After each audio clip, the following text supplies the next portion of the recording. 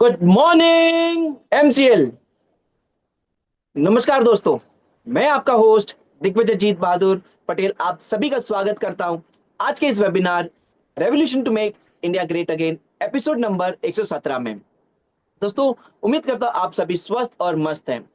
दोस्तों, एक महत्वपूर्ण सूचना, यह वेबिनार टेलीविजन प्रसारण की तरह है। आप मुझे देख और सुन सकते हो, मैं आपको देख और सुन नहीं सकता। साथ ही साथ एक निवेदन भी है, कृपया करके अपना इंटरनेट कनेक्शन चेक कर लें और अपने साथ पानी की बोतल, पेन और एक नोटपैड रखें, ताकि जो भी पॉइंट्स वेबिनार में डिस्कस हो रहे हैं ताकि आप नोट डाउन कर सकें। तो चलिए शुरुआत करते हैं एमसीएल प्रोजेक्ट वीडियो के साथ।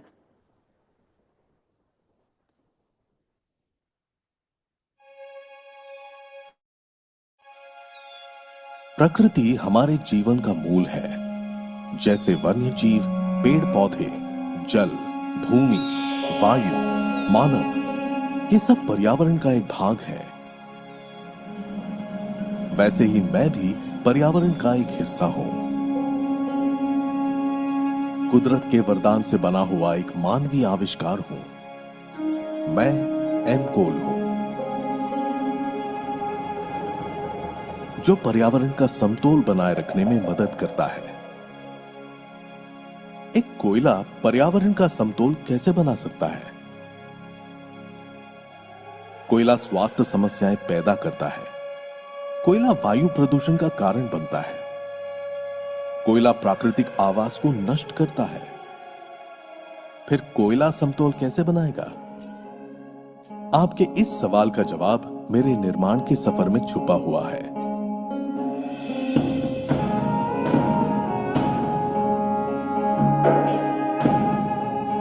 यह सफर ऊर्जा में संपूर्णता का है, किसानों में सशक्तिकरण का है, गांव में रोजगार निर्मित का है, देश की आर्थिक उन्नति का है। यह सफर पर्यावरण की रक्षा का है। मेरा यह सफर जैविक खेती से शुरू होता है। नेपियर घास मेरे उत्पादन का सबसे महत्वपूर्ण हिस्सा है। यह फसल उगाने में ज्यादा मेहनत नहीं लगती और इसकी फसल मिट्टी को सशक्त बनाती है। फसल पूरी तरह से तैयार होने के बाद उसे नैसर्गिक तरीके से सुखाया जाता है। सुखाने के बाद उसके अंदर पानी की मात्रा और कम करने के लिए घास को छोटे छोटे हिस्सों में काटकर भट्टी की गर्म भाप से गुजारना पड़ता है।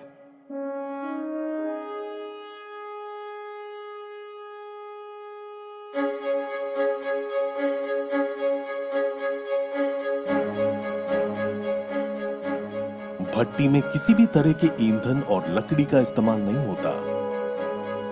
उसमें मेरे ही अंश जलाए जाते हैं, जिससे कोई प्रदूषण नहीं होता। नेपियर घास भट्टी में अच्छी तरह से सूखने के बाद आखिरी पड़ाव में मुझे वो रूप मिलता है जो मुझे प्रकृति की रक्षा करने की क्षमता देता है।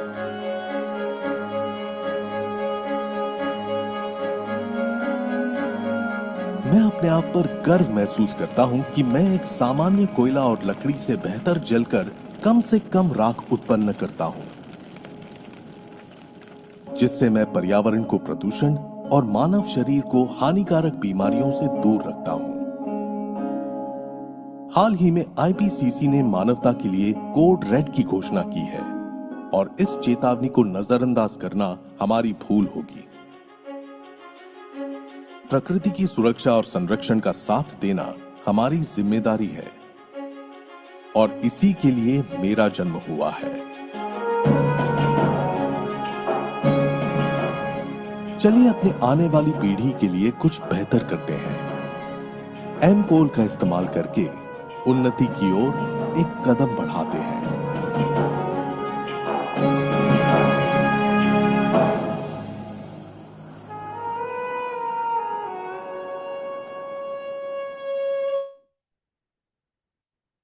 दोस्तों, अब हम अगले पड़ाव की ओर बढ़ते हैं और मिशन, विजन, प्लेज की तरफ बढ़ते हैं। तो आप सभी से निवेदन है कि मेरे साथ साथ आप अपने मन में दोहराएं। एमसीएल के लिए शपथ। मैं दिग्विजय जीत बहादुर पटेल मीरा क्लीनफील्ड्स लिमिटेड का सदस्य हूं और अपने पूरे होश और आवाज में हमारे संगठन के मिशन और विजन को हासिल करने में इसे सफलता दिलाने की शपथ लेता हूं। मैं एमसीएल के प्रत्येक सदस्य के साथ अपने परिवार के सदस्य की तरह व्यवहार करूंगा और एमसीएल में कभी भी किसी भी सदस्य के साथ उसकी जाति, धर्म, नस्ल, लिंग, संप्रदाय, बोली, शैली, मत और सामाजिक, आर्थिक तथा संस्कृति अक्षमता के आधार पर भेदभाव नहीं करूंगा। मैं संगठन के मिशन को हासिल करने के लिए कड़ी मेहनत करूंगा और अपने संगठन को समृद्ध बनाऊंगा। मैं वादा करता हूं कि संगठन की संस्कृति की रक्षा करने के लिए सभी कर्तव्य एवं जिम्मेदारियों को पूरी अखंडता, योग्यता और समर्पण के साथ पूरा करूंगा। मैं हमेशा एमसीएल के प्रमुख मूल्यों, नीति संहिता और आचार संहिता का पालन करूंगा और उसके खिलाफ किसी भी तरह के गलत आचरण के लिए हर कार्रवाई के लिए तैयार रहूंगा। मैं न्यायोचित आदेशों का पूरी ईमानदारी के साथ पालन करने और काम में किसी भी तरह की चुनौती का सामना करने के लिए तैयार रहने का वादा करता हूं। विजन 2030 तक भारत को ईंधन के क्षेत्र में आत्मनिर्भर बनाना। लक्ष्य, एमसीएल एक ऐसी मूल श्रृंखला विकसित करने के लिए प्रतिबद्ध है जो ऊर्जा, पर्यावरण और आम लोगों तक सशक्त बनाने के लिए समर्पित है।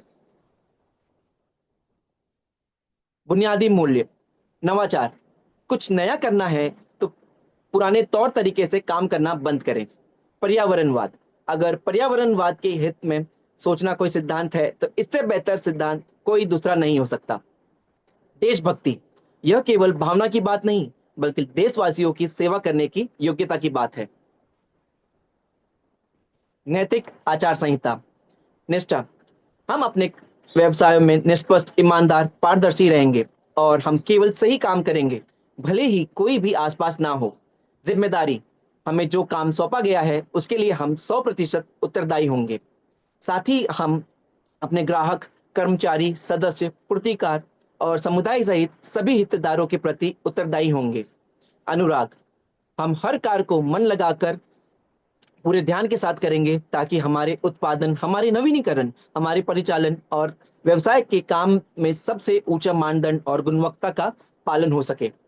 आदर, अपने सभी हितधारकों के प्रति हम हमेशा विनम्र और भरोसेमंद बने रहेंगे ताकि अपने हर चरण में अपनी प्रगति कर सके। मानवता, हम अपने व्यवहार से यह दिखलाएंगे कि हमारा एक ही धर्म है, मानवता की सेवा।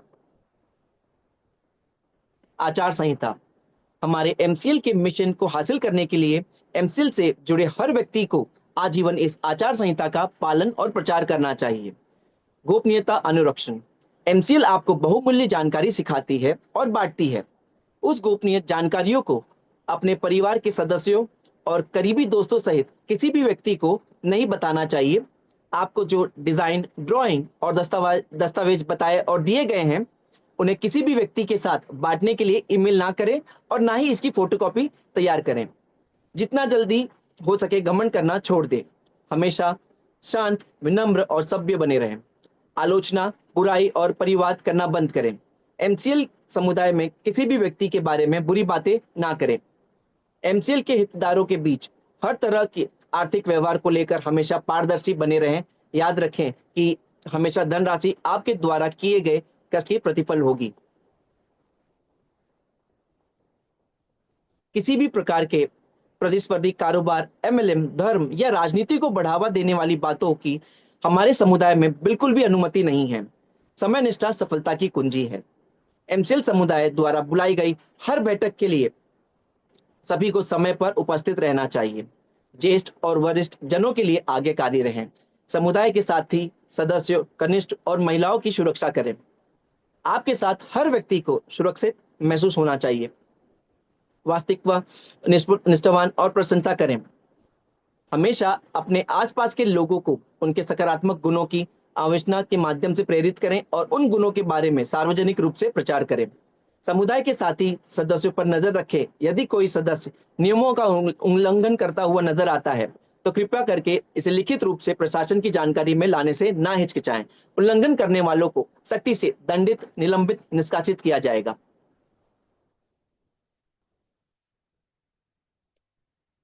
दोस्तों, थॉट ऑफ द डे।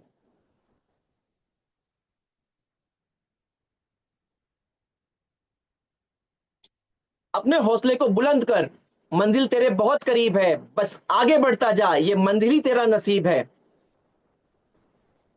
दोस्तों, अब आगे बढ़ते हैं और आने वाले जो अगले स्पीकर हैं, all the way from Kannauj district, ये एक शेरनी है जो हर मुश्किलों का सामना डट के की है अपने तहसील में। और इनके एजुकेशन के बारे में बताऊं तो इन्होंने बीएससी, एमएससी, बीटीसी जैसी डिग्री हासिल की है और साथ ही साथ 2 साल तक एक शिक्षिका के रूप में कार्यरत थी और एक अभियान चलाया था, स्कूल भरो अभियान। तो हर बच्चों को शिक्षित करने का ठान लिया था। तो इन्होंने हर घर जा जाके उनके माता पिता को समझाया कि बच्चे को आज के डेट में शिक्षित होना बहुत जरूरी है। तो मोटिवेट करती रही और साथ ही साथ इन जब इनके एमएसए सोनर स्वर्गीय अनिल कुमार जी का जब डेथ हुई तो मानो कि सारी मायूसी छा गई थी। तब इन्होंने कमर कसी और पूरी टीम को एकजुट करके हौसला बढ़ाया और अपने तहसील को सुजलाम सुफलाम बनाने की ओर चल पड़ी।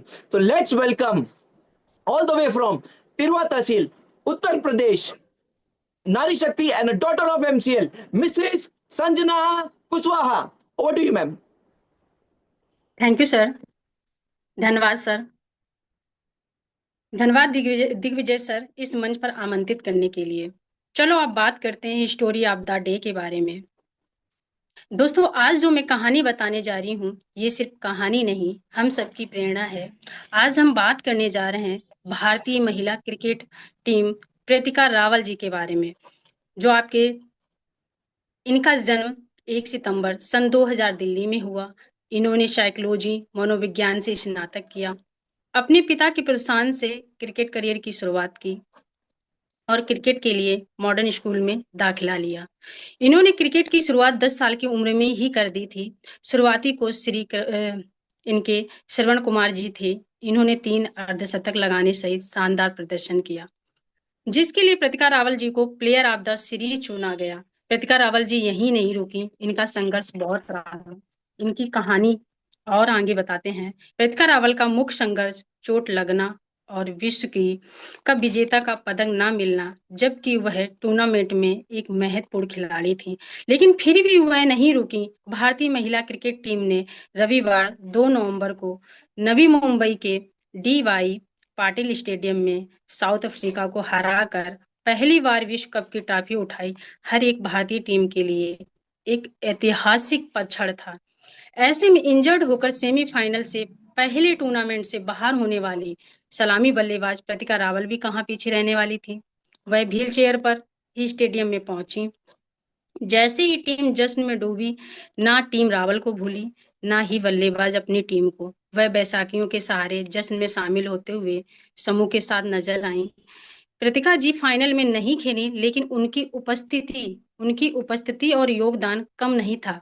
प्रतिका जी ने जीत के बाद कहा, उसके लिए जीत का एहसास बहुत ही है, मैं इसको बयां नहीं कर पाऊंगी। उनकी आंखें नम थी और उसी के पल को आनंद लेते हुए कहा, ये तिरंगा जो मेरे कंधे पर है उसके मायने बहुत ज्यादा हैं। अपनी चोट को लेकर प्रतिका जी ने कहा, इंजरी खेल का हिस्सा है, लेकिन अच्छी बात यह है कि मैं खुश हूं कि हमने इस विश्व कप को जीत लिया।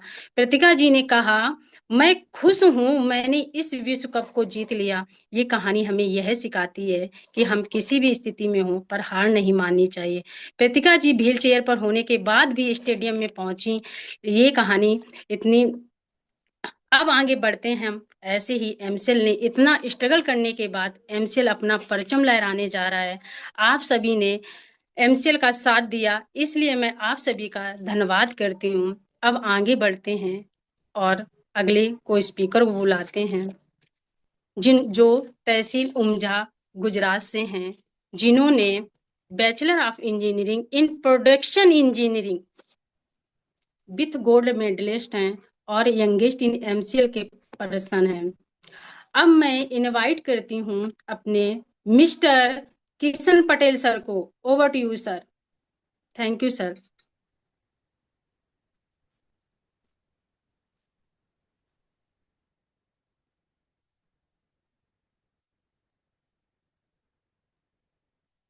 धन्यवाद संजना जी। मुझे इस मंच पर आमंत्रित करने और मेरा परिचय देने के लिए मैं आपका बहुत बहुत आभारी हूँ।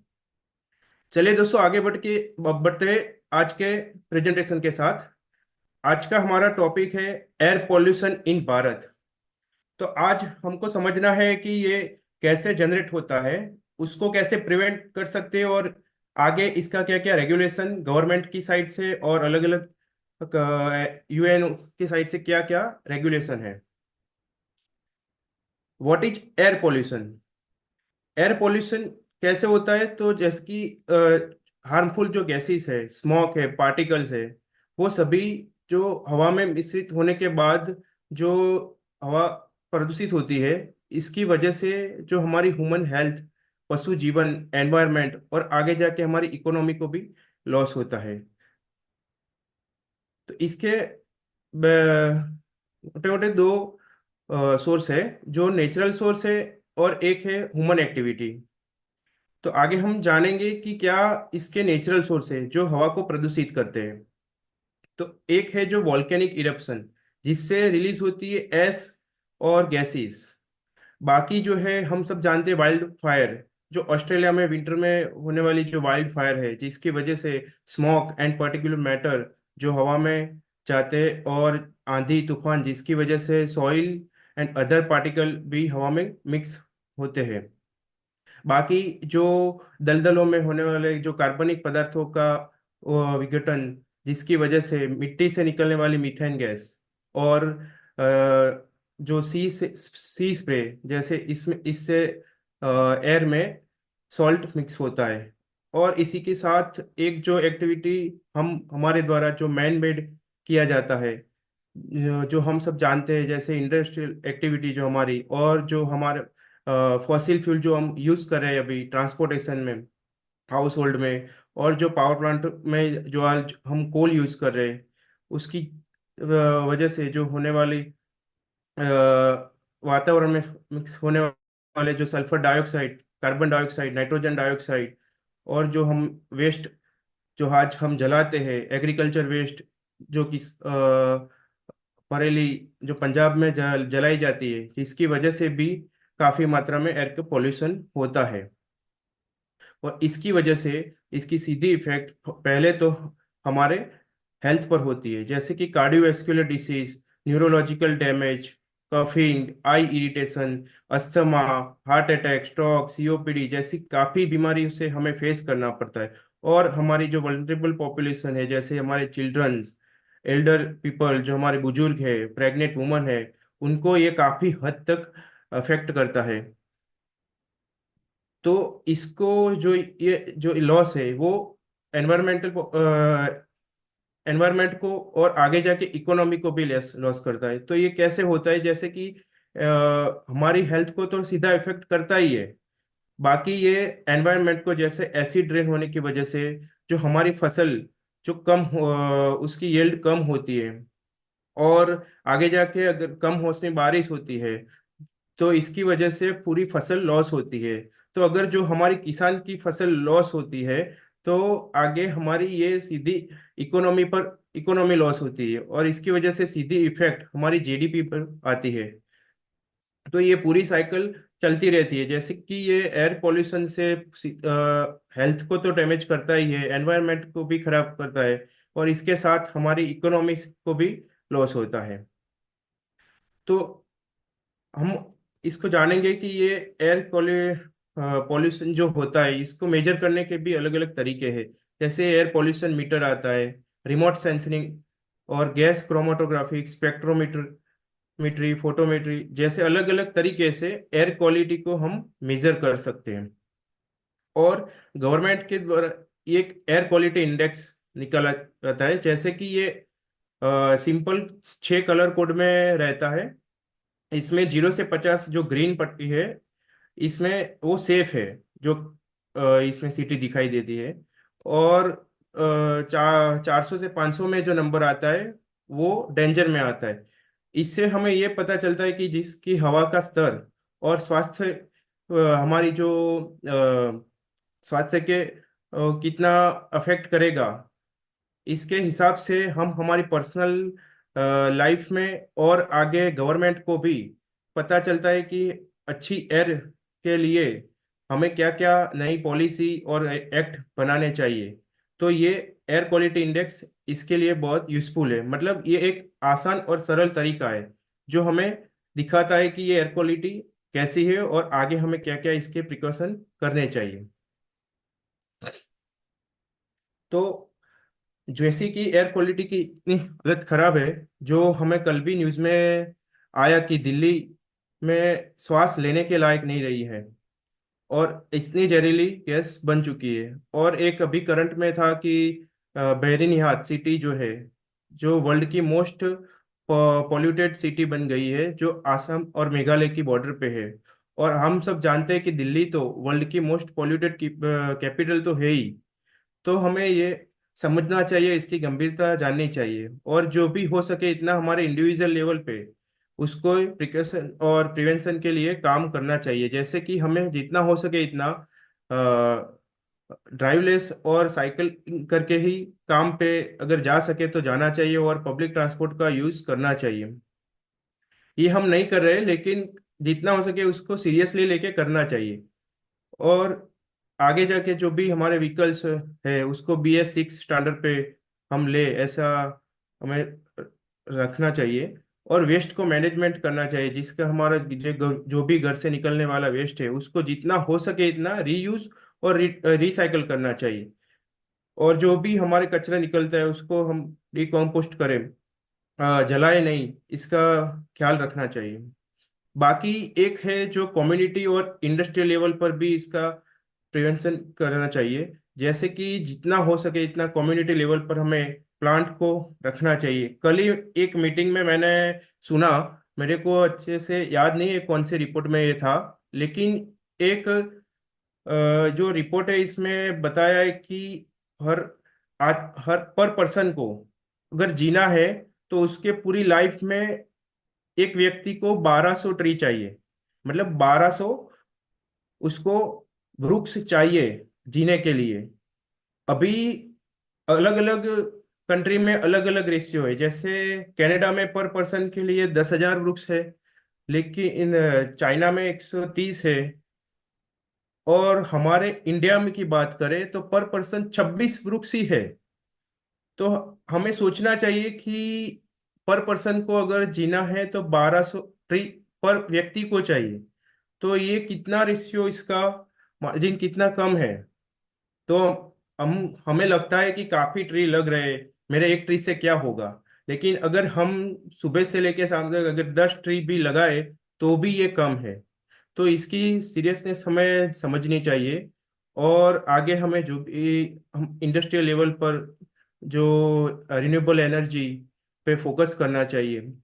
और जो पावर प्लांट में अलग अलग फैक्ट्री में जो आज हम कोल यूज कर रहे हैं, इसकी जगह हमें विश्वास है और हम सब भरोसा है और हमारा प्रयास भी है कि आने वाले साल में अ, हम सभी जगह कोल को रिप्लेस करके हम सभी एम कोल को रिप्लेस करेंगे इसकी जगह।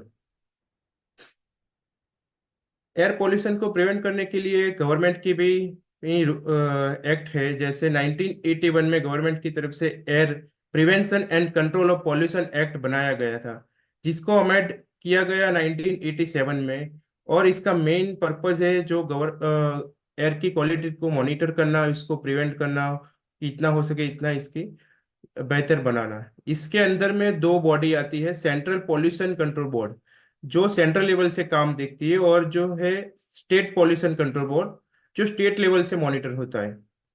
लेकिन गवर्नमेंट की साइड से तो जो हो रहा है वो हो रहा है, लेकिन इतना भी काफी नहीं है।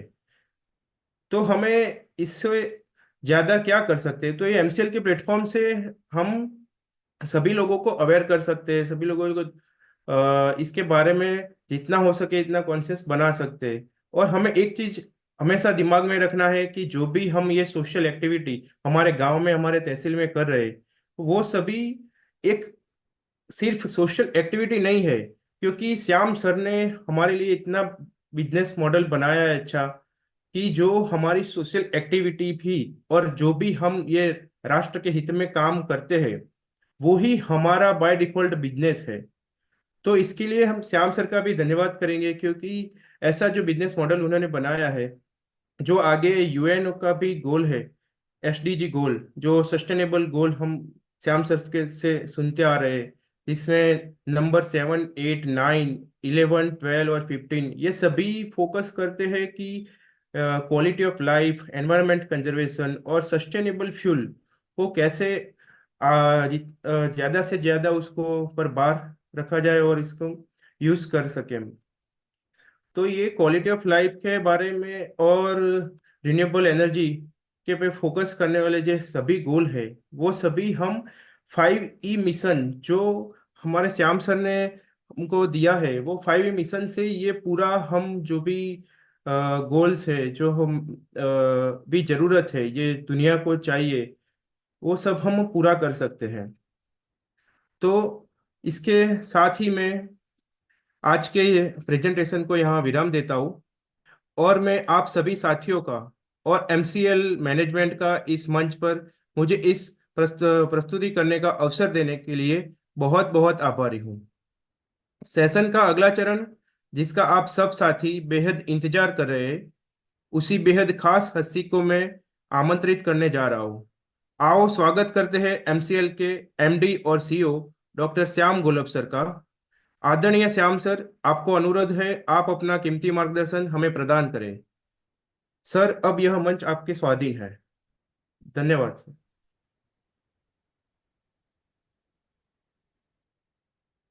Thank you Kishan sir.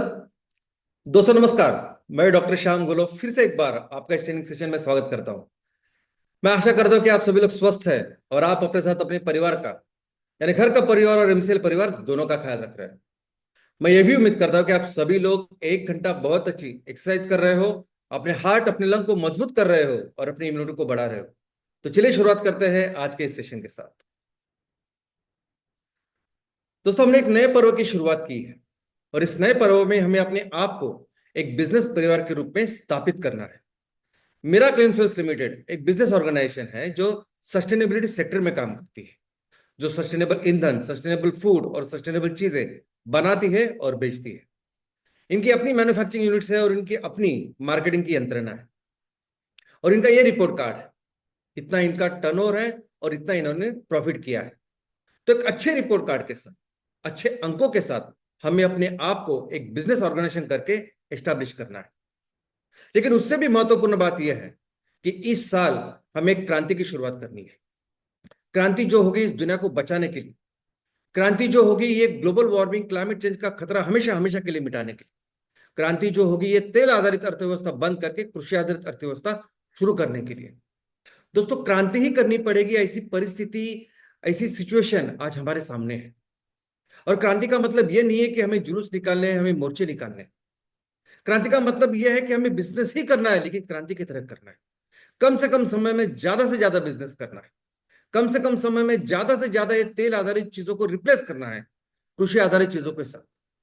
दोस्तों, इस साल हम दुनिया को दिखा देंगे कि हर वो चीज जो आज तेल से बन रही है, उसे 100% हम रिप्लेस कर सकते हैं ऐसे चीजों के साथ जो खेतों से बनेगी, जिसके लिए रॉ मटेरियल हमारा किसान बनाएगा और जो चीजें हमारी जरूरतों का बहुत बेहतर तरीके से पूरा करेगी, उसी के साथ इस पर्यावरण, इस प्रकृति का ख्याल भी रखेंगे। और दोस्तों, ये क्रांति करेंगे लोग और मंच होगा एमसीएल का और शुरुआत होगी अब।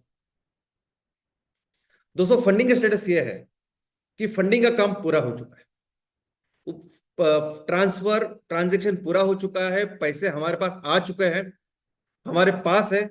अभी ये फंड का डिस्ट्रीब्यूशन एनी मोमेंट शुरू हो जाएगा और जैसे ही इसका डिस्ट्रीब्यूशन शुरू हो जाएगा हम आपको इसके बारे में बताएंगे। लेकिन सबसे महत्वपूर्ण बात है कि ये फंडिंग की जो व्यवस्था है ये एक टेम्पररी अरेंजमेंट नहीं है, तो एक परमानेंट व्यवस्था है। ये फंड यानी एक डेट है, एक कर्जा है जो बिजनेस करके, मेहनत करके हमें चुकाना है। लेकिन ये बाकी के बैंकों जैसा नहीं है कि आप पहले इसको पूरा चुकाओ उसके बाद हम बाकी का देंगे, ऐसा नहीं है। आज जो फंडिंग हमने लाई है उसके द्वारा हम हमारे परिवार के हर एक उद्योजक के लेवल पे बिजनेस की शुरुआत करने वाले हैं। हर एमवीपी, हर एमएसएस, हर एमपीओ के लेवल पे हम बिजनेस की शुरुआत करेंगे और जो हमने कमिटमेंट दी है वो प्रोजेक्ट्स, वो बिजनेस एक बार हमने एस्टेब्लिश किए, उसकी रेवेन्यू की शुरुआत की, तो उसके बाद इमीडिएटली हम नेक्स्ट फंडिंग के लिए एलिजिबल हो जाएंगे। उसका कारण यह है कि हम जिस सेक्टर में काम कर रहे हैं, वो सेक्टर सस्टेनेबिलिटी सेक्टर, ये रिन्यूएबल एनर्जी सेक्टर आज की तारीख में दुनिया के सबसे महत्वपूर्ण, सबसे जरूरतमंद ऐसे सेक्टर्स है। दुनिया में सबसे ज्यादा निवेश अभी इस सेक्टर्स में हो रहा है, और हम जिसके साथ पार्टनरशिप में है इस फंडिंग के लिए, वो काफी काबिल ऐसे लोग, ऐसी संस्था है। तो इसके आगे हमें फंडिंग की जरा भी चिंता करने की जरूरत नहीं, क्योंकि ये सब फंडिंग उनके मार्फत, उनके जरिए आता रहेगा। हमें तो सिर्फ फोकस करना होगा इस बिजनेस के ऊपर। दोस्तों, ये फंडिंग का इशू अभी हमेशा हमेशा के लिए मिटने वाला है, और हम सबको फोकस करना होगा हमारे मिशन, हमारे विजन के ऊपर, हमारे बिजनेस के ऊपर। दोस्तों, आज से 3 दिन के बाद दुनिया की ऐसी परिषद, जो दुनिया की सबसे महत्वपूर्ण, सबसे बड़ी परिषद मानी जाती है, और जो फोकसली सिर्फ एक चीज के ऊपर काम करती है, वो है ग्लोबल वार्मिंग, इस क्लाइमेट चेंज को रोकना, उस संस्था की परिषद होने जा रही है, जिसका नाम है COP30, COP30। कॉप का फुल फॉर्म है कॉन्फ्रेंस ऑफ पार्टीज, और 30 का मतलब है कि ये 30वीं उनकी परिषद है। दोस्तों, 1992 में पहली बार यूनाइटेड नेशन ने इस गंभीर संकट को दुनिया के सामने रखा। पहली बार उन्होंने UNFCCC यानी United Nations framework convention on climate change, इसकी शुरुआत की, और दुनिया को पता है कि ऐसा गहरा संकट अभी होने जा रहा है। उसके बाद 1995 में दुनिया के सभी देश एक हो गए, और उन्होंने एक परिषद, एक संस्था की शुरुआत की, और उसी को कहते हैं कॉन्फ्रेंस ऑफ पार्टीज। आज की तारीख में दुनिया के सभी देश, 200 देश इसके सदस्य हैं। क्लाइमेट चेंज को लेके, ग्लोबल वार्मिंग को लेके दुनिया में जो कुछ चल रहा है, कोई भी देश अगर कोई एक्शन प्लान कर रहा है, तो उसकी शुरुआत इस कॉन्फ्रेंस में होती है। इस कॉन्फ्रेंस में दुनिया के सभी देश के प्रमुख आते हैं। यह कॉन्फ्रेंस साल में हमेशा नवंबर में होती है। ये 2 हफ्ते के लिए होती है, और इसके पहले 2 दिन में तो उस देश के प्रमुख इसमें आते हैं, और इसी के साथ साथ उस देश का डेलीगेशन, एक्सपर्ट्स, साइंटिस्ट, NGO, कई सारे लोग पूरे दुनिया से आते हैं और अपनी बात रखते हैं कि किस तरह से मिलकर हम इस देश को, दुनिया को बचा सकते हैं, इस क्लाइमेट चेंज को रोक सकते हैं। और फाइनली फिर इस कॉन्फ्रेंस से, इस परिषद से फिर एक एक्शन प्लान या एग्रीमेंट की शुरुआत होती है। और इसी प्रोसेस से ये क्योटो प्रोटोकॉल, पेरिस एग्रीमेंट, इनकी शुरुआत हुई। और जो जो एक्शन प्लान यहाँ डिसाइड होता है, वही एक्शन प्लान पूरी दुनिया के सामने, दुनिया के लिए दिया जाता है, और फिर उस एक्शन प्लान के तहत, उस एग्रीमेंट के तहत हर देश अपने देश में उसका एग्जीक्यूशन करता है। जैसे हमारे देश में ये एग्जीक्यूशन करने वाली संस्था है नीति आयोग। तो दोस्तों, ये परिषद आज 30वीं ऐसी परिषद है। 1995 में पहली बार इसकी परिषद हुई, उसके बाद 30वीं परिषद अभी होने जा रही है, आज से 3 दिन के बाद। लेकिन एक तरफ यह है कि 30 साल से परिषद हो रही है, सब लोग आ रहे हैं और क्लाइमेट चेंज के ऊपर काम कर रहे हैं, और दूसरी तरफ आज ये वस्तुस्थिति है। वस्तुस्थिति क्या है? तो वो ये है कि इसी हफ्ते यूनाइटेड नेशन ने एक रिपोर्ट दुनिया के सामने रखा, और वो ये रखा है कि अभी तक जब हमने क्लाइमेट चेंज की बात की, ग्लोबल वार्मिंग की बात की, तो हमारा एक ही टारगेट था कि ये ग्लोबल वार्मिंग, ये जो टेम्परेचर बढ़ रहा है, ये बहुत ज्यादा ना बढ़े। जो प्री इंडस्ट्रियल टाइम है जिसे कहते हैं, उस टाइम जो टेम्परेचर था, और उसके बाद जैसे इंडस्ट्रियल रिवोल्यूशन का मतलब है जब से हमने इस फोसिल फ्यूल को छुआ, जब से हमने इस फोसिल फ्यूल की शुरुआत की, उसके बाद जो टेम्परेचर बढ़ रहा है, वो टेम्परेचर कभी भी 1.5 डिग्री सेल्सियस से नहीं बढ़ना चाहिए। ऐसा हमेशा कोई भी कॉन्फ्रेंस, किसी भी यूनाइटेड नेशन से लेकर किसी भी कॉन्फ्रेंस में हमेशा 1.5 डिग्री सेल्सियस का ही जिक्र, वही टारगेट रखा गया। साइंटिस्ट, एनवायरमेंटलिस्ट, सभी जो एक्सपर्ट्स हैं, उन्होंने हमेशा ये कहा कि 1.5 डिग्री सेल्सियस ही वो लिमिट वो होनी चाहिए। लेकिन दोस्तों, ऑफ कोर्स बहुत सारे बिजनेसमैन, बहुत सारे देश ऑयल एंड गैस के ऊपर डिपेंडेंट है, जिन्होंने फोर्स करके अपने तरीके से ये टारगेट 2015 में 2 डिग्री सेल्सियस के किया है, जो गलत है।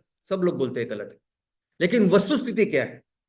वस्तुस्थिति आज ये है, आज करंट स्टेटस ये है कि जिस तरीके से ये ग्लोबल वार्मिंग बढ़ रही है और जिस तरह से हम काम कर रहे हैं इसके ऊपर, सोल्यूशन के ऊपर, रिन्यूएबल एनर्जी के मार्फत सब लोग दुनिया में काम हो रहा है। अगर इसी स्पीड से चलता रहा तो ये 2 डिग्री सेल्सियस तो छोड़िए, 2.8 डिग्री सेल्सियस तक ये निकल जाएगा।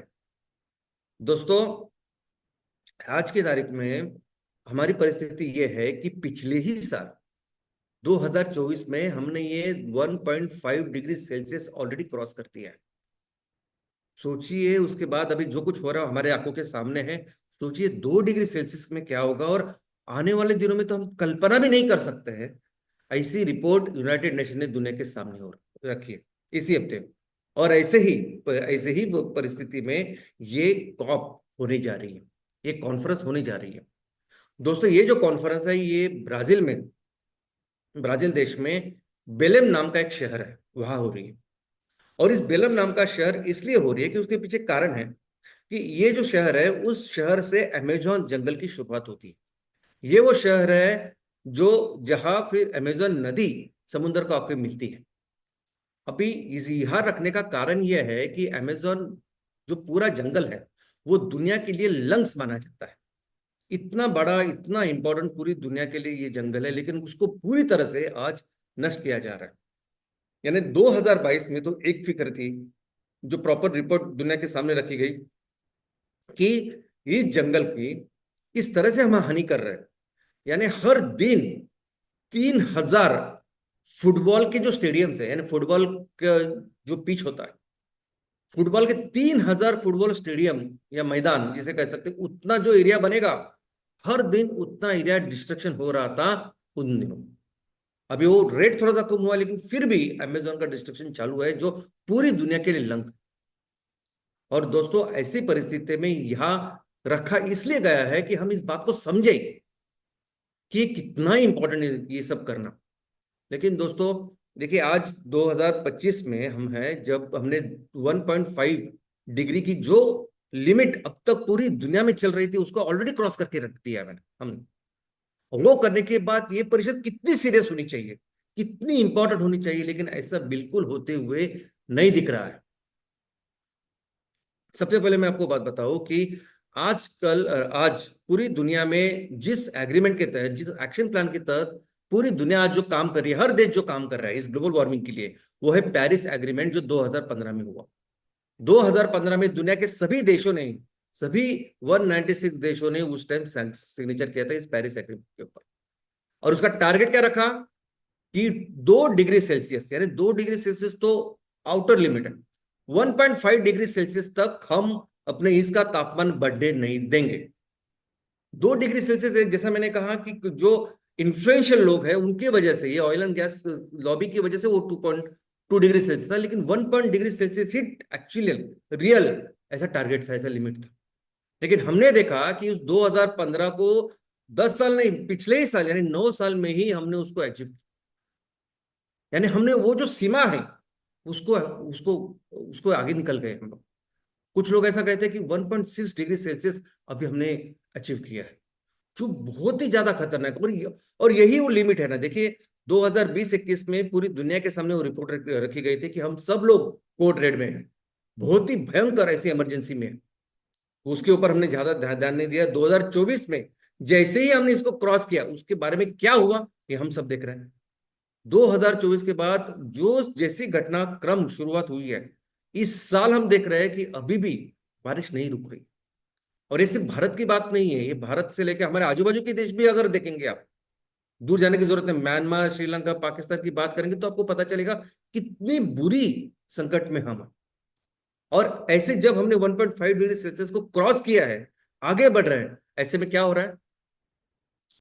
तो दोस्तों, ये जो नक्शा है, ये जो फिगर है, डायग्राम है, ये प्रॉपर बीबीसी से, यूनाइटेड नेशन से ली हुई है।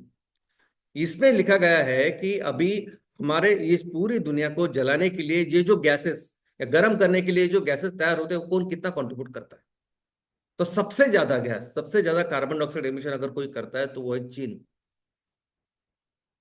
कार्बन डाइऑक्साइड सबसे महत्वपूर्ण गैस है, बाकी सब सेकेंडरी, इसलिए कार्बन डाइऑक्साइड की वजह से ही कार्बन क्रेडिट, कार्बन फुटप्रिंट ऐसे सब कहा जाता है। दोस्तों, चीन दुनिया में जितने भी कार्बन डाइऑक्साइड एमिशन हो रहा है उसके 1/3 से भी ज्यादा, 1/3 से भी ज्यादा इतना गैस आज इमिट कर रहा है। और ऐसी परिस्थिति में चीन वहां होना चाहिए। ऐसी परिषद में चीन पहले 2 दिन जो सबसे महत्वपूर्ण होते हैं, वहां उसके राष्ट्राध्यक्ष हमेशा होते हैं, यानी हमेशा उस 2 दिन में उसके पंतप्रधान, उसके अध्यक्ष जो कुछ होते हैं वो वहां होते हैं, प्रमुख होते हैं। तो चीन के हमारे जो जिनपिंग है अध्यक्ष, वो नहीं जा रहे, वो अपने डेलीगेशन को भेज रहे, यानी जो सबसे ज्यादा कंट्रीब्यूट कर रहा है वो नहीं भेज रहे, कुछ लेना देना ही नहीं। दूसरे नंबर पे है अमेरिका, 12%, यानी उनके पास जो पॉपुलेशन है वो ऐसा समझे कि हमसे सिर्फ 10% ही है, लेकिन 12% इतना ज्यादा इमिशन कर रहे हैं। भारत तीसरे स्थान पे 7.6। लेकिन अमेरिका के प्रेसिडेंट डोनाल्ड ट्रंप, अगर इसकी बातें आप सुनोगे तो आप एकदम चौकन्ने हो रह जाओगे। 2 महीने पहले इन साहब ने यूनाइटेड नेशन के एक कॉन्फ्रेंस में ये कहा कि ये जो ग्लोबल वार्मिंग है ना, ये बड़ा स्कैम है, ये घोटाला है, ऐसा कुछ नहीं है। जबकि उनके सामने कोई भी चौथी पास बच्चा उनके सामने उनको एक्सप्लेन कर सकता है विथ ऑल द प्रूफ्स। जबकि यूनाइटेड नेशन ने पूरी दुनिया को बताया है कि कोड रेड है, भयंकर इमरजेंसी 21। जबकि पिछले साल से हम देख रहे हैं कि कितना भयंकर परिणाम इसका पूरी दुनिया पे हो रहा है। ये होते हुए सिर्फ 2 महीने पहले ये साहब बोल रहे हैं कि ऐसा कुछ नहीं, ये घोटाला है। जब से इन्होंने ऑफिस ज्वाइन किया है, उन्होंने सबसे पहले तो अपने आप को इस पेरिस एग्रीमेंट से हटाया है। अमेरिका भी पेरिस एग्रीमेंट को फॉलो नहीं करती, वो अपने आप कुछ भी करेगी, तो इन्होंने हटाया और फुल फ्लेज में वो अभी ऑयल एंड गैस का बिजनेस को बुश कर रहे हैं। अमेरिका में एक ऑफिस था क्लाइमेट डिप्लोमेसी करके, जो इसके ऊपर काम करता है, उन्होंने वो ऑफिस, वो जो डिपार्टमेंट है वही बंद करवाया। तो देखिए आज क्या परिस्थिति है, यानी वो लोग जो सबसे ज्यादा जिम्मेदार है इन चीजों के लिए, वो जरा भी, जरा भी कुछ देख नहीं पाए, जरा भी इसके बारे में कुछ कर नहीं रहे। इनफैक्ट 2015 में जब ये पेरिस एग्रीमेंट हुई, तब पूरी दुनिया को बताया था कि सभी देशों को कि आप ये टारगेट कैसे अचीव आप करेंगे, तो आप अपने देश के लिए एक्शन प्लान बनाओ और हमको भेजो, और उसके तहत फिर हर साल जो आप काम करेंगे उसका रिपोर्ट फिर अगले साल में फरवरी तक भेजो, जिसे नेशनली डिटरमाइंड कंट्रीब्यूशन ऐसे कहते हैं, एनडीसी। अभी आज की परिस्थिति यह है कि इस साल वो जो 200 देश जिन्होंने साइन किया है, उसमें से सिर्फ 19 लोगों ने इस फरवरी में ये रिपोर्ट भेजा। यानी जैसे जैसे ये 2015 पहले 2-3 साल बहुत अच्छा था, लेकिन उसके बाद तो बिल्कुल आज शायद कोई देख भी नहीं रहा उसकी तरफ। क्लाइमेट फाइनेंस, दोस्तों ये 2 हफ्ते में जो कुछ वहां कॉन्फ्रेंस में चर्चा होती है, डिस्कशन होता है, सबसे ज्यादा डिस्कशन जिस चीज का होता है ना, सबसे ज्यादा वो है फाइनेंस, कि पैसा लगने वाला है, रिन्यूएबल एनर्जी के लिए लगने वाला है, या जो भी संकट आ रहा है, जो भी उनको मिटिगेशन करना है उसके लिए लगना है, जो कुछ है वो। और इस क्लाइमेट फाइनेंस को लेके 2015 में ये बात हुई थी, यूनाइटेड नेशन ने ये कहा था कि हम हर साल $100 बिलियन कंट्रीब्यूट करेंगे, यानी वही उनके जो मेंबर देश है उनसे लेके $100 बिलियन, यानी ऐसा समझिए कि 8.5 लाख करोड़ हम देंगे। और उसी के साथ उन्होंने ये भी तय किया था कि प्राइवेट और पब्लिक जो इंस्टीट्यूशन है वो भी कंट्रीब्यूट करे, क्योंकि बहुत बड़ा चैलेंज है। पिछले साल जो बात हुई तब इसमें ये फाइनल हुआ कि 100 बिलियन नहीं, अभी हमको 300 बिलियन चाहिए। इसका मतलब 26 लाख करोड़ हर साल यूनाइटेड नेशन से आना चाहिए ऐसे देशों को। और जो प्राइवेट और पब्लिक इंस्टीट्यूशंस है उन्होंने 1.3 ट्रिलियन, यानी ऑलमोस्ट 120 लाख करोड़ इतने हर साल देने चाहिए, तब जाके इसको ऊपर काम हो सकता है अच्छी तरीके से। अब ये 300 बिलियन तो कभी आएगी वो तो पता ही नहीं, और 100 बिलियन से आगे कब जाएगा वो भी पता नहीं। लेकिन ये जो प्राइवेट है, प्राइवेट से बिल्कुल ऐसा कुछ फाइनेंस अभी नहीं आ रहा, जितना आना चाहिए उतना नहीं आ रहा। उसका कारण यह है ना कि ये जो प्राइवेट और पब्लिक इंस्टीट्यूशन है उनके पास जो पैसे है, वो इन्वेस्टर्स, उनके भागधारक, उनके पैसे हैं। एक हद तक वो डोनेशन कर सकते हैं, लेकिन अगर उनको ज्यादा पैसा देना है 1.3 ट्रिलियन जितना, तो वो चाहते हैं कि बाबा उनके पैसे के बाद उनको कुछ रिटर्न मिले, ताकि पैसा चलते रहे। जब तक ऐसे चीजें नहीं आती सामने तब तक वो पैसे देते नहीं। और यही कारण है फाइनेंस में बहुत चर्चा हो रही है, बहुत आह्वान हो रहा है, लेकिन उस तरह से फाइनेंस इस चीजों को नहीं हो रहा है। जस्ट ट्रांजिशन, दोस्तों ये बहुत इंपॉर्टेंट मुद्दा है जिसके बारे में चर्चा तो होती है लेकिन उसके ऊपर इतना काम नहीं हो रहा। बहुत सारे एनजीओ, लोग, संस्थाएं को उनका ये बोलना है कि आप जब ये संक्रमण करोगे, ये ट्रांजिशन करोगे फॉसिल फ्यूल से रिन्यूएबल फ्यूल के ऊपर, इस संक्रमण में, इस ट्रांजिशन में आपको लोगों को नहीं भूलना चाहिए। जो लोग हैं, जिनकी रोजी रोटी आज चल रही है, जो कुछ है, उनका अपने ख्याल रखना चाहिए। लोग मिनिमम उनको जो लाइफ जीने के लिए जो चीजें लगती है, वो उनकी बेसिक नीड्स वो पूरी होनी चाहिए। इसके ऊपर सिर्फ चर्चा होती है लेकिन ऐसा काम होते हुए नहीं दिख रहा है। दोस्तों, इस सब कुछ जो हो रहा है, अब ये दुनिया की सबसे बड़ी परिषद हो रही है। सबसे बड़ी परिषद यही डिसाइड करेगी आगे क्या हुआ करके। लेकिन कई सारे एनजीओज जो इस एनवायरनमेंट पर्यावरण के लिए काम करते हैं, वो कई सारी संस्थाएं कहते हैं कि ये परिषद यानी सिर्फ ग्रीन वॉशिंग है। अभी ग्रीन वॉशिंग का मतलब क्या? तो ग्रीन वॉशिंग ये जो टर्म है, ये जो शब्द है, वो इसके लिए इस्तेमाल करते हैं जब आप ये हम पर्यावरण के लिए कुछ कर रहे हैं, इसका सिर्फ दिखावा करते हो। आप सिर्फ दिखाने के लिए कि मैं पर्यावरण के लिए काम कर रहा हूं, अच्छा काम कर रहा हूं, इसलिए दिखाने के लिए आप एक्टिविटीज करते हो, लेकिन असल में आप इसका पूरा विपरीत करते हैं। पूरा विपरीत, यानी पर्यावरण को ज्यादा बिगड़ने का काम आप करते हैं।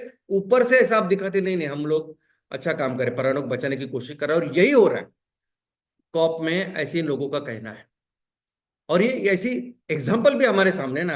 आज अगर आप देखेंगे, ठीक है, इसलिए पिछले साल अजरबैजान एक देश है जिसकी राजधानी या शहर जो बाकू है, जिस बाकू में पिछले साल हुआ था।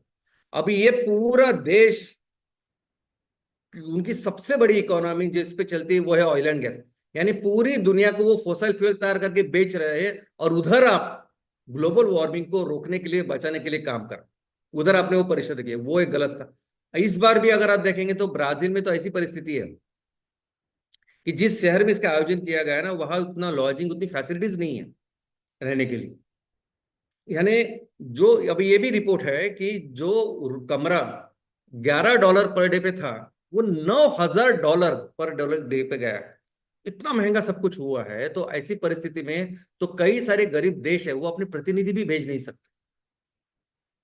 कई सारे एनजीओज जो लोग आना चाहते हैं, बताना चाहते हैं अपनी चीजें, वो आ ही नहीं सकते। ऐसी परिस्थिति इस बार वो ब्राजील की इधर है। और हमेशा, यानी सिर्फ ब्राजील की बात नहीं, पिछले साल और हमेशा ये जो कॉप का सीजन चल रहा है ना, इसमें मैक्सिमम लोग जो आते हैं, जो पार्टिसिपेट करते हैं, जो अपनी बातें रखते हैं, वो सब ऑयल एंड गैस में काम करने वाली कंपनियां हैं।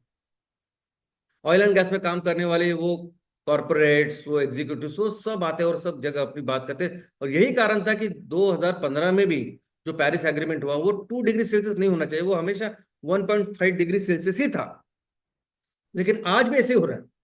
आज भी अगर आप जाओगे, देखोगे, तो वहां मैक्सिमम लोग ये सब जो इसको बिगाड़ रहे हैं, वही जाके उसको कॉन्फ्रेंस में अटेंड कर रहे हैं। जो आने चाहिए वो नहीं आ रहे, इसलिए इसको ग्रीन वॉशिंग ऐसा कहते हैं। और दोस्तों, ऐसी परिस्थिति में हम जो काम कर रहे हैं, दोस्तों मैं शब्दों में बयान नहीं कर सकता इसका महत्व क्या है। ये 5E मिशन, ये कितना कितना कितना जरूरी है हमारे देश के लिए, पूरी दुनिया के लिए। मैं इसका आपको शब्दों में नहीं बता सकता। एक बात मैं आपको अभी आज कमिट करता हूं। सबसे पहले तो जो लोग आज एमसीएल के साथ खड़े हैं, उन सभी लोगों को आने वाले दिनों में करियर की बिल्कुल चिंता करने की जरूरत नहीं। इतना बड़ा काम, इतना अच्छा काम हम करने वाले हैं। बिजनेस की अगर बात करें तो आप बिल्कुल निश्चिंत रहिए, आपके करियर के बारे में निश्चिंत रहिए। इतना अच्छा काम हम एमसीएल के माध्यम से करेंगे। लेकिन उससे महत्वपूर्ण बात यह है ना कि आने वाले दिनों में एक बहुत बड़ा कंट्रीब्यूशन आप करने वाले, हम सब करने वाले हैं, हमारे गांव में, हमारे शहरों में। ऐसा कंट्रीब्यूशन होगा आने वाले दिनों में कि सभी लोग जहां आप आज रहते हो ना, वो सभी लोग आपको हमेशा याद रखेंगे, आपको दुआ, आपको आशीर्वाद देंगे। इस तरह का काम हम करने वाले हैं। दोस्तों, ये 5E मिशन, यानी इस ग्लोबल वार्मिंग, क्लाइमेट चेंज के जो अलग अलग एस्पेक्ट है, हर एस्पेक्ट का सोल्यूशन 5E मिशन है। अभी इस कॉन्फ्रेंस में, सीओपी में चर्चा होती है रिन्यूएबल एनर्जी के ऊपर। मैक्सिमम ज्यादा पैसे वहां होने चाहिए, सब होना चाहिए, और होता है चर्चा सिर्फ सोलर और विंड के ऊपर, जो बिल्कुल सस्टेनेबल नहीं है। देखो, सस्टेनेबल सिर्फ एक चीज है जो खेतों से आएगी, और वो है बायोफ्यूल। और ये एम कोल के मार्फत, एम सीएनजी के मार्फत हम दुनिया को बताएंगे। तो यही सॉल्यूशन होगा जिसमें सबसे ज्यादा निवेश आने वाले दिनों में होगा। और ये जो फाइनेंस, क्लाइमेट फाइनेंस की जो बात हो रही है ना, तो एमसीएल के इस 5E मिशन के माध्यम से हर कोई छोटे छोटे बिजनेस अगर हम करेंगे, अगर हम इस पेट्रोकेमिकल के कपड़ों को रिप्लेस करके हम कॉटन के कपड़े, जो कुछ सिंपल कपड़े कपड़े भी जो काम भी करेंगे, बिजनेस भी करेंगे, तो भी वो फाइनेंशियली फिजिबल हो। उसके माध्यम से हम इन्वेस्टर्स को उनका जो रिटर्न जो उनको एक्सपेक्टेड है वो देंगे। यानी हर एक एक्टिविटी वो कैसे फाइनेंशियली फिजिबल है उस तरह से हम करेंगे। और इसीलिए जो क्लाइमेट फाइनेंस अभी रुक गया है या नहीं हो रहा है, बहुत ज्यादा हम लोग ला सकते हैं। और जस्ट ट्रांजिशन की जहां बात है ना, तो जस्ट ट्रांजिशन हम समझते हैं कि सबसे महत्व, अगर ये काम करना है, दुनिया को बचाना है ना, तो ये काम सिर्फ कर सकते हैं लोग। सबसे इंपॉर्टेंट है लोग। तो लोगों का ख्याल रखना ये सबसे इंपॉर्टेंट प्राथमिकता है। 5E मिशन का अगर देखेंगे तो फोकस ही है वहां रोजगार तैयार होने चाहिए, 100% रोजगार। और जिस तरह से जब हमारा ट्रांजिशन होगा, अभी ये फॉसिल फ्यूल से जिस रिन्यूएबल की बात कर रहे हैं, उनको ऐसा लगता है कि वहां पूरा ये कम हो जाएगा, एम्प्लॉयमेंट कम हो जाएगी, सब चीजें कम हो जाएगी, इसलिए लोग वहां प्रोटेस्ट कर रहे हैं। लेकिन हमारी बात जब हम काम कर रहे हैं, तो ऐसा समझिए कि हम तो बहुत ज्यादा, यानी जस्ट ट्रांजिशन नहीं, it is much more, much better transition होने वाला है। यानी जितना एम्प्लॉयमेंट चाहिए उससे बेहतर एम्प्लॉयमेंट होगी, सुबत्ता होगी। और इतना ही नहीं कि 5E मिशन के माध्यम से हम उस परिवार का पूरी जिम्मेदारी लेंगे, बच्चों के एजुकेशन से लेके कई सारी चीजें करनी है हमारी इस बिजनेस के साथ। तो ये एक्चुअली इस तरह का ट्रांजेक्शन एक्सपेक्टेड है जो होना चाहिए। और हमें अभी इमीडिएटली इस फंडिंग के बाद कई सारे 5E मिशन के सेंटर्स की शुरुआत करनी, जिसके माध्यम से ये सब चीजें, यानी कैसे हम करते हैं, ये पहले डेमोन्स्ट्रेट करने, करके दिखाना है कि कैसे हम अपने गांव को, अपने शहर को कार्बन न्यूट्रल सस्टेनेबल करते हैं, और किस तरह से कम्युनिटी इसमें इन्वॉल्व होती है, और किस तरह से ये जो हमारा तरीका है उसके माध्यम से हम यूनाइटेड नेशन के जो 17 सस्टेनेबल डेवलपमेंट गोल्स है उनको भी अचीव करेंगे। क्योंकि सबसे पहले तो वहां के रिसोर्सेस, यानी खेती या नेचुरल रिसोर्स को डेवलप करके हम वहां सुबत्ता निर्माण करेंगे, हम संपत्ति निर्माण करेंगे, इकोनॉमिक डेवलपमेंट करेंगे, और उसी के डेवलपमेंट, उसी के पैसों से जो CSR जो हम 20% बोल रहे हैं, उसके माध्यम से कई सारी जो चीजें हैं वहां की वो पूरा करेंगे। और उसी के माध्यम से हम ये 17 सस्टेनेबल डेवलपमेंट गोल पूरे करेंगे। ये हम करके दिखाएं कि ये बात सिर्फ दुनिया को बचाने की नहीं, लेकिन कैसे हम समाज को बेहतर कर सकते हैं, ये हम करके दिखाएंगे। और दोस्तों, जहां तक कॉन्फ्रेंस की बात है, देखो sustainability, climate change, global warming, ये इतने इंपॉर्टेंट अभी आज के तारीख में टॉपिक है, विषय है, कि हर देश में ऐसा समझे कि हर हफ्ते कई सारे कॉन्फ्रेंसेस हो रही है, इंटरनेशनल कॉन्फ्रेंसेस हो रही है, दुनिया के हर एक कोने में कॉन्फ्रेंस हो रही है। कई सारे लोग दिल से कॉन्फ्रेंस कर रहे हैं कि सोल्यूशन आए, इस पे काम करें। लेकिन ये जो काम अभी COP में जो हो रहा है, उसमें आप जाके देखिए, आप अटेंड कीजिए COP।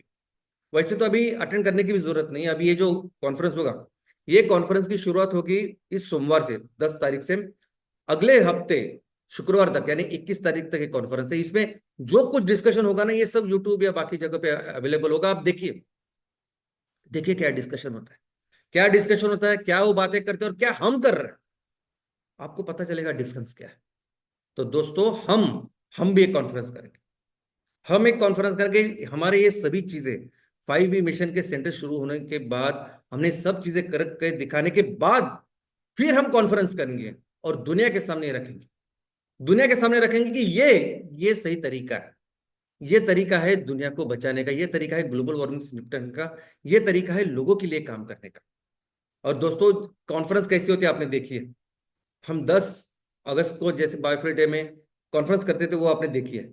लेकिन उससे बहुत बड़ी ये कॉन्फ्रेंस होगी, और ये जो कॉन्फ्रेंस होगी वो 1 दिन की नहीं होगी, वो 3 दिन की होगी, जिसमें पहले 2 दिन हम उनको बताएंगे, सब प्रेजेंटेशन देंगे, सब अच्छी तरह से स्पष्टीकरण करेंगे, डिस्कस करेंगे, एक्सप्लेन करेंगे कि एक्चुअली है काम कैसे करना और कैसे हम कर रहे हैं, ये हम बताएंगे। और तीसरे दिन होगा साइट विजिट, होगा फील्ड विजिट। हो सकता है कि ये कॉन्फ्रेंस जयपुर में हो, पुणे में हो या बेंगलोर में हो, तो जहां भी हम लोग एक कॉन्फ्रेंस करके इंटरनेशनल कॉन्फ्रेंस करेंगे, उसके बाद तीसरे दिन हम एक्चुअली उनको लेके जाएंगे और बताएंगे किस तरह से एमसीएल काम कर रहा है, किस तरह से प्रोजेक्ट लगा रही है, किस तरह से लोग हमारे साथ जुड़े हुए हैं, और किस तरह से हम पूरे कम्युनिटी को सस्टेनेबिलिटी की तरफ लेके जा रहे हैं। इसी कॉन्फ्रेंस हम करेंगे। और दोस्तों, ये जो भी प्रॉब्लम है ना, ये ग्लोबल वार्मिंग का, ये क्लाइमेट चेंज का, इसको रोकने का सिर्फ एक ही तरीका है, और वो है लोग। कोई संस्था, कोई इंस्टीट्यूशन, कोई कंपनी, कोई गवर्नमेंट भी कुछ नहीं कर सकती।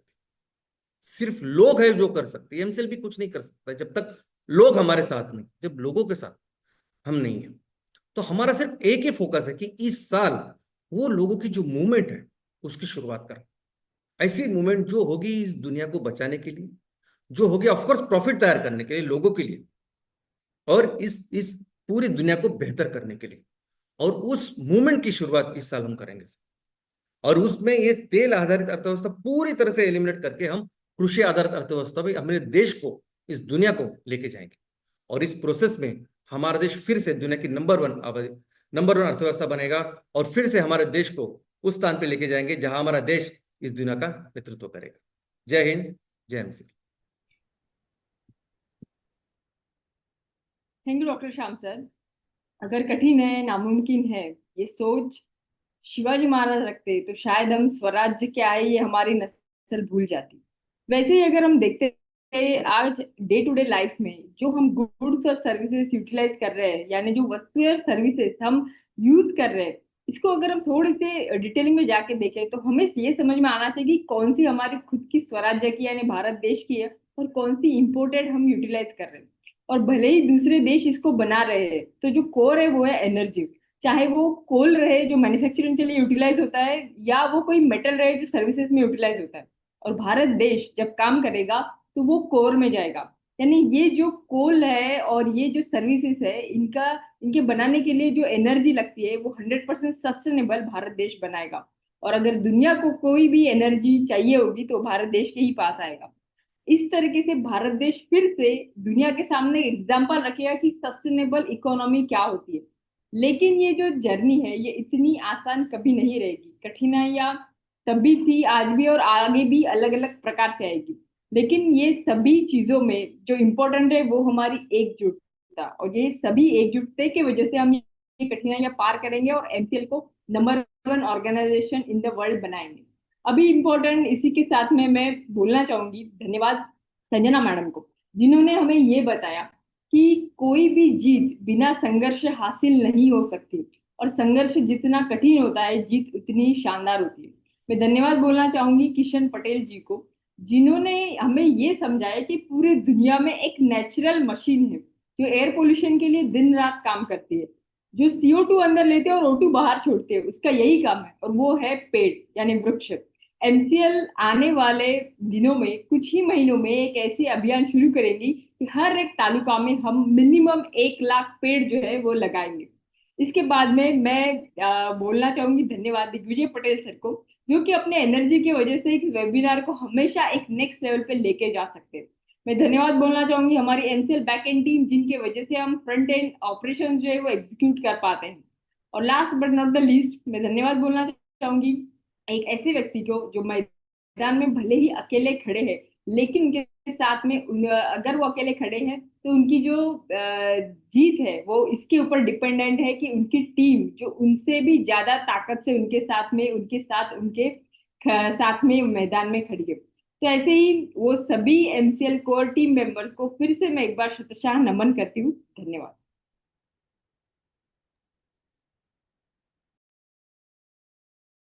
Thank you, Prachi ma'am.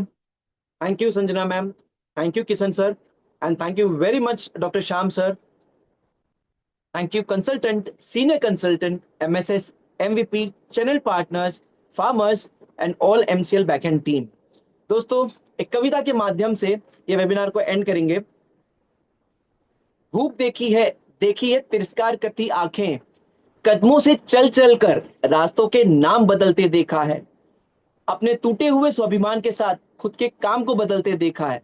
देखी है ना उम्मीदें, अपमान देखा है, ना चाहते हुए भी माँ बाप का झुकता आत्मसम्मान देखा है, सपनों को टूटते देखा है, अपनों को छूटते देखा है, हालात की बंजर जमीन फाड़ कर निकला हूं, बेफिक्र रहिए, मैं शौहरत के धूप में नहीं जलूंगा, आप बस साथ बनाए रखिए, अभी तो मैं लंबा चलूंगा, अभी तो मैं लंबा चलूंगा। दोस्तों, इसी के साथ मैं लेता हूं विदा आप सभी से, और मिलते हैं अगले मुस्कुराहट भरे शुक्रवार के साथ। तब तक के लिए स्वस्थ रहे, मस्त रहे, और यह घोषित करता हूं आज का वेबिनार यही समाप्त हुआ। जय हिंद, जय एमसीएल।